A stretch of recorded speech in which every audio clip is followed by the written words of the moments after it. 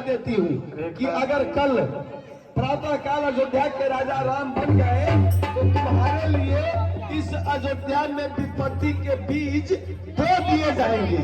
अब देखो मेरे काठी से कहती हूँ, एक दो तीन। अगर राम राजा बने तो तुम किस तरह से हो जाओगी, जैसे दूध की मक्खी। वो जो मक्खी दूध में गिर जाती है, किसान उंगली पर उठाकर और उसे बाहर फेंक देते हैं।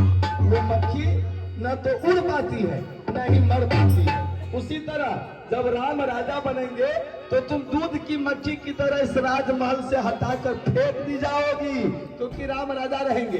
मंत्रा सुनो महारानी, मैं सच कहती हूँ, कड़वी लगे तो लगे, राम राजा रहेंगे। और लक्ष्मण जो है ना, वो राम के बड़े प्यारे हैं, तो वो कहीं न कहीं के अधिकारी रहेंगे।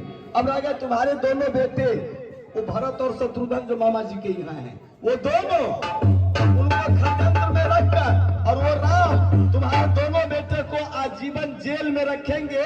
भरत शत्रुघ्न जेल की चक्की पीसेंगे और तुम इस राजमहल में गीली लकड़ी की तरह धू कर जलती रहोगी। बोले हनुमान महाराज की।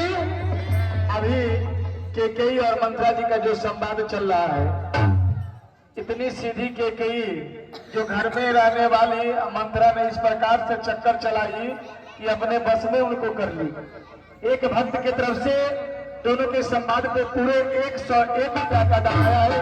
ठाकुर जी हमेशा कल्याण करे, भंडार भरा रहे। हाँ महारानी, एक चीज है मेरे समझ में आ रहा है, तुम अगर अपने सौतन की सेवा करोगी, तुम्हारी सौतन जो तुमको कहेगी कौशल्या, उसके बाद को मिलाओगी, हाँ में हाँ करोगी, तब तो शायद है वो भी दोनों बेटे के साथ, अकेले नहीं, दोनों बेटों के साथ जो अपनी सौतन की सेवा करोगी, तब तो शायद है कि इस राजमहल में रह पाओगी, या न था तुम्हारे लिए कल्याण नहीं होगा। ये मैं तुम्हें कह देती हूँ।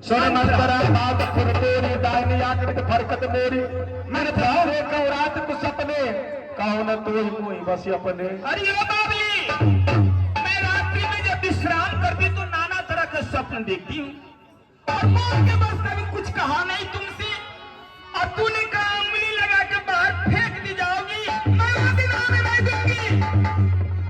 तुम मुझे उंगली लगा के बाहर फेंके, मैं नहीं है चल जाऊंगी, घास खोदूंगी, भीख मांग लूंगी, पति और पुत्र दोनों को तेज दूंगी, तुम्हारी बात मानकर कुएं में कूदकर अपना प्राण दे दूंगी। ऐसा मत करना, कुआं में कूदोगी पानी खराब हो जाएगा। पर जीते जी सब की सेवा हरगिज नहीं करूंगा। माने मने ना सुख सुहाग तुम्हें कहो। महारानी, तुम ऐसा